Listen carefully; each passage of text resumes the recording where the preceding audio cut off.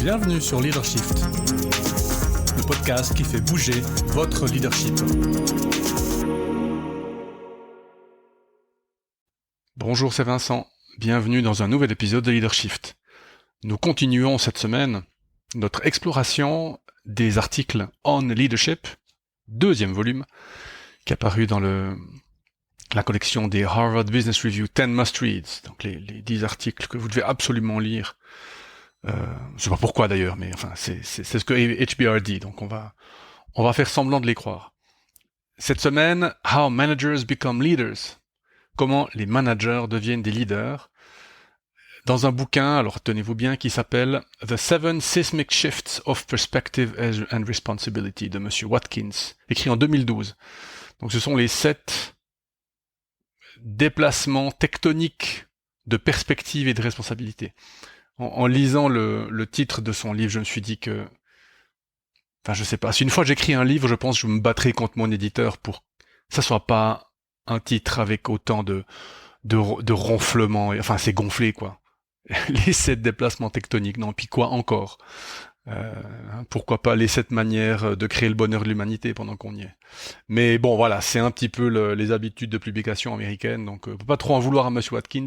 Nous, on va simplement considérer ces 7 éléments non pas comme des déplacements tectoniques, mais comme des changements à opérer pour passer de manager à leader. Alors, pour Watkins, un manager, en fait, c'est quelqu'un qui fait du management de proximité. Donc, typiquement, un chef d'équipe, une responsable de comment est-ce qu'on appelle ça, d'îlot ou un coordinateur, quelqu'un qui gère une équipe, mais je dirais sans avoir de manager à gérer dessous. Donc, ce qu'on appellerait, nous, un manager de proximité. Et un leader, pour Watkins, c'est quelqu'un qui gère une organisation. Donc en fait, on pourrait aussi dire comment les managers deviennent des managers de managers, mais je pense que ce qu'il dit est aussi valable pour des gens qui veulent simplement passer d'une dynamique de gestion pure, gérer des objectifs, gérer des tâches, à une perspective de gestion de l'organisation, c'est-à-dire pas seulement de ce qui s'y fait, mais aussi de comment ça se fait. Donc c'est pour ça que je pensais que ce serait intéressant. Alors, et pour vous qui êtes manager de proximité, et puis qui allez le rester, parce que vous trouvez ça très bien, et pour vous qui êtes, ou qui allez être, des leaders organisationnels, ça veut dire des gens qui gèrent une organisation complète, avec par exemple plusieurs fonctions ou plusieurs métiers. Alors, vous êtes prêts pour les 7 changements nécessaires? Alors, je vous les donne d'abord les 7, ensuite on les regarde dans le détail. Le premier, passer de spécialiste à généraliste. Le deuxième, passer d'analyste à intégrateur ou intégratrice. Le troisième, passer de tacticien, tacticienne à stratège. Quatrième, passer de maçon ou maçonne à architecte. Cinquième, passer de solutionneur ou solutionneuse, je ne sais pas si ça se dit, à décideur ou décideuse. Sixième, passer de guerrière ou de guerrière ou de guerrier, à diplomate. Et puis le septième, passer de figurant ou de figurante à un premier rôle. Voilà les 7 changements à faire dans le détail. Alors, de spécialiste à généraliste. Ça, c'est quelque chose que je dis aussi même à des gens en fait qui viennent d'être promus d'un poste de contributeur ou de contributrice individuelle à un poste de management. Quand vous êtes nommé pour la première fois, responsable d'équipe, chef d'îlot, chef de ce qu'on veut, team leader, je dis souvent que une des plus grandes difficultés, c'est de passer de spécialiste à généraliste. Pourquoi ? Parce que le succès qui fait qu'on a été promu est souvent parce qu'on a été un bon ou une bonne spécialiste. On a bien travaillé, on a bien fait ses tâches de spécialiste, de contributrice individuelle, et maintenant on se retrouve dans un rôle de management dans lequel il faut ouvrir un peu son champ de vision. Et je pense que ce que Watkins nous dit ici, c'est qu'effectivement, même si je suis déjà manager et que je vais passer à un poste de responsabilité au niveau de l'organisation, ou si je veux être un meilleur manager, je dois ouvrir et passer d'une mentalité de spécialiste à une mentalité de généraliste. Alors qu'est-ce que ça veut dire ? Ça veut dire que vous ne devez pas être spécialiste de ce que vos gens font, Alors même si eux peuvent s'attendre à ça, mais ça c'est un autre problème, mais vous devez en savoir assez sur ce que vos gens font. Alors qu'est-ce que ça veut dire en savoir assez? Ah ben ça c'est une bonne question, qu'on pourra peut-être développer une fois. Pour moi en gros, ça veut dire en savoir assez pour poser les bonnes questions. Mon meilleur manager était quelqu'un qui n'était pas du métier, et qui, ça par contre, qui était évidemment intelligent et qui savait poser les bonnes questions. Et ça m'a toujours marqué. Alors évidemment, il apprenait, en même temps qu'on donnait des réponses aux premières questions, mais il arrivait toujours un moment où il posait une question à laquelle on n'avait pas la réponse. Et là, il disait, ben voilà, revenez avec la réponse.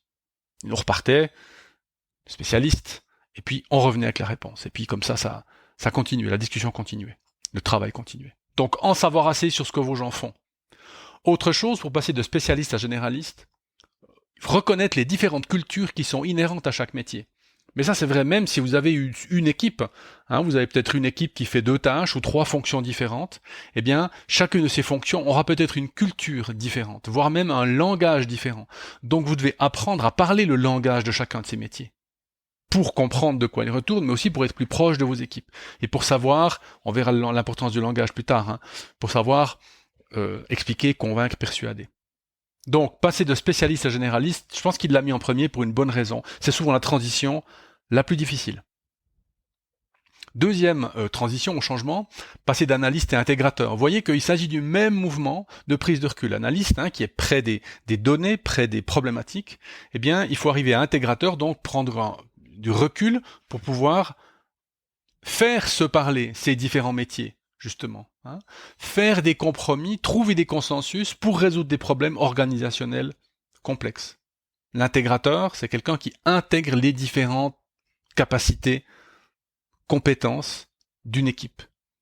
Donc, ce changement, c'est un changement dans lequel vous devez changer votre état d'esprit, d'un état d'esprit de détail, de profondeur, dans un état d'esprit de largeur. Passer de la profondeur à la largeur. Troisième changement nécessaire, passer de tacticien, tacticienne à stratège. Vous voyez que si on prend une métaphore militaire, le tacticien, lui, il pourra être au contact des troupes, au sol, ou à la limite sur un poste d'observation, avec des jumelles par exemple. Alors qu'un stratège, lui, sera dans l'hélicoptère, capable d'être, bien sûr, près du sol, mais surtout de prendre de l'altitude. Vous voyez que c'est la 3e fois sur les 3 premiers changements que nous avons ces mouvements de recul par rapport à l'action. Donc passer de tacticienne à stratège, eh bien c'est savoir faire l'hélicoptère. Savoir parler changement, récurrence, grand mouvement, que ça soit dans la politique, que ça soit dans le marché, ce qui se passe dans votre industrie, et être à ce niveau-là, et aussi pouvoir discuter tactique, opérationnel, avec les personnes qui sont dans votre équipe. Mais être un stratège, une stratège, c'est aussi, depuis l'hélicoptère, savoir déceler les récurrences, savoir déceler les schémas. Qu'est-ce qui est en train de se passer? Comment ça se fait que nous perdons ce type de client plutôt que ce type de client? Comment ça se fait que nous avons plus de facilité à produire telle pièce plutôt que telle autre? Donc déceler les récurrences et les schémas pour pouvoir, principalement, anticiper et simuler, faire de la simulation mentale. S'entraîner à penser stratégiquement, ça veut aussi dire s'entraîner à penser sur ce qui peut arriver, qu'est-ce qui pourrait arriver. Puisque une des fonctions du stratège, pour pouvoir définir des stratégies, c'est d'avoir un coup d'avance sur les tacticiens et tacticiennes qui, eux, évidemment, sont sur le terrain, dans l'action. 4e changement nécessaire, passer de maçon à architecte. Et le maçon qui construit, qui pose des briques, et l'architecte, de nouveau, prise de recul, qui dessine la maison qui va être construite. Donc je dois apprendre à dessiner des organisations. À mon avis, Watkins fait ici une omission qui est assez standard dans ce genre de littérature. C'est qu'il voit l'organisation comme une construction, quelque chose de fixe et de rigide. Je pense qu'il a tort. Vous savez, maintenant que vous écoutez Leadership depuis un certain temps, que je suis un grand fan de l'idée d'organisation comme l'ensemble des conversations que nous avons, donc un aspect dynamique. Et donc je pense que si vous voulez être architecte, vous devez aussi devenir jardinier. C'est-à-dire prendre soin de la biologie, de la dynamique, de l'organisme, finalement, qu'est votre organisation. Vous voyez que organisme, organisation, la racine est la même. Je ne sais pas laquelle est d'ailleurs, je ne sais pas si c'est du latin ou du grec. Je regarderai ça une fois pour vous. Mais voir l'organisation comme quelque chose à dessiner, certes, mais aussi comme quelque chose à jardiner. Faire pousser ici, arroser ici, couper un peu là, etc. Enfin, troisième chose, pour devenir un bon architecte, puisque nous sommes à ce niveau-là, nous devons aussi nous former à la gestion du changement. On ne peut pas simplement mener un changement d'organisation comme on mènerait un changement de machine ou un changement de logiciel. Et encore, même si on changeait un logiciel ou une machine, il faudrait quand même faire un peu de gestion du changement. Ça veut dire prendre soin du fonctionnement et non pas seulement de l'outil. Prochain changement, passer de solutionneur à décideur, solutionneuse à décideuse. Comment faire? Eh bien, la chose la plus simple, c'est d'arrêter de solutionner. Alors oui, je sais que c'est difficile, parce que tout vous pousse à continuer à solutionner. Vos collègues, les personnes qui sont dans votre équipe vont continuer à vous venir à demander des choses, puisqu'avant, vous étiez certainement le meilleur ou la meilleure, donc ils vont continuer. Vous devez arrêter de solutionner. D'où l'importance de savoir poser des questions. Ensuite, pour devenir un décideur ou une décideuse, c'est à vous maintenant de choisir les problèmes prioritaires. Non pas de les régler, mais de les choisir. En disant aux équipes, voilà les problèmes sur lesquels nous devons travailler. Et donc, faire des choix veut dire que vous devez savoir naviguer l'incertitude beaucoup mieux qu'avant. Puisque faire un choix, vous savez que c'est renoncer, mais c'est aussi faire un risque, prendre un pari.